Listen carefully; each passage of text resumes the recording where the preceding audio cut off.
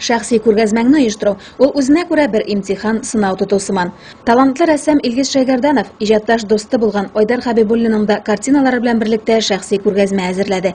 Туган як музее хезмәткәрләре тырышлыгы белән гамәлләштерелгән чарада рәсем сәнгатен үз иткән һөнәрмәннәр дә, сәнгать мәктәбеннән балалар да катнашты. Без инде бу Айдар Хәбибуллинның күргәзмәсендә ел сайын катнашабыз. Әле моңа кадәр конкурс оештыралар иде. Конкурста катнашып, һәр вакытта призлы урыннар ала идек. Быел инде менә күргәзмә ачу кичәсенә килде инде.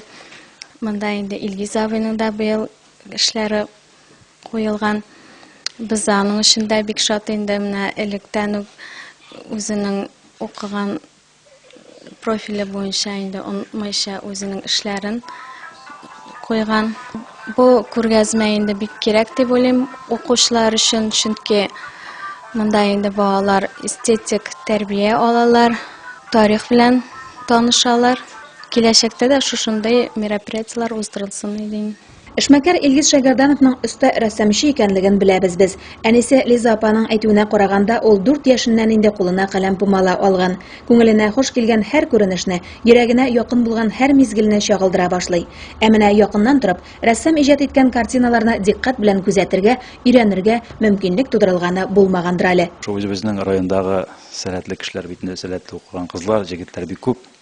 Ел сайын үзләренең эшләрен куеп, индидер шушындай тагын выставкаларны эшләп торсалар, күңеллерәк булыр. Анда инде теге әйтәсем килә. Ул сәнгатьнең битендә ричаклары күп. Просто теге рәсем эшләп куйган ату, шу рәсемдә үзеңнең эчке дөньяңа һәм инде кешегә булган матурлыкны, мәхәббәтне күрсәтергә. Илгиз Шәйгәрданов күргәзмәгә эмоциональ бөтен булган 4 эшен тәкъдим итте. Картиналарны күздән кичергәннән соң шул аңлашыла, рәссам төрле жанрдагы әсәрләр тудырырга бердәй сәләтле. Тормыш күренешләре, табигатьнең үзгәрүчән асылы, нечкә лирика белән сугарылган пейзаж, портретлар. Рәссамның иҗат сандыгы мул булуы хәтта аны күптән белгән кешеләрдә дә соклану уятты. Нақыш сәнгате белгәнебезчә безнең нигездә менә шушы музейда күргәзмәдә күренә бит инде алар менә ел сайын шундый традицион рәвештә күргәзмәләрне оештырып киләләр. Әлбәттә инде бездә бу күргәзмәләрнең еш кына катнашучылары һәм фикердәшләре менә егетләрнең үзләренең дөньяга карашын менә шу краскалар ярдәмендә аларның әйтәсе сүзләрен bütün балаларга аңлатабыз, алар белән берлектә фикерләшәбез.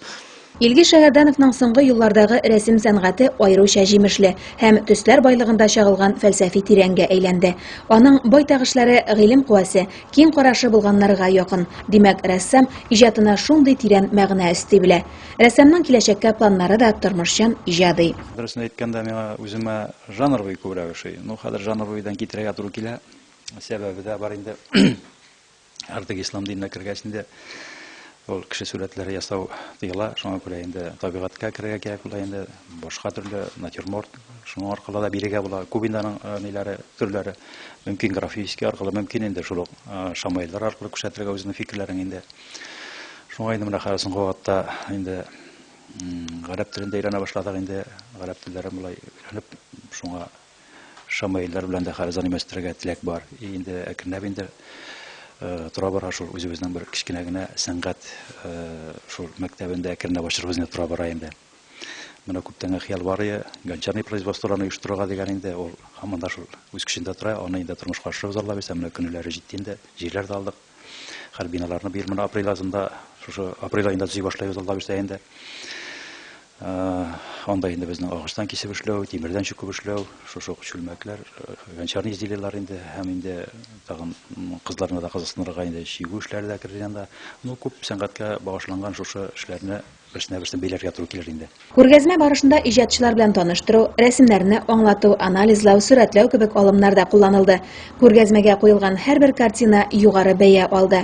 Иң мөһиме, рәссамнарның илһамлы иҗат табышлары тулы арбасына утырырдай шәкертләр үсә.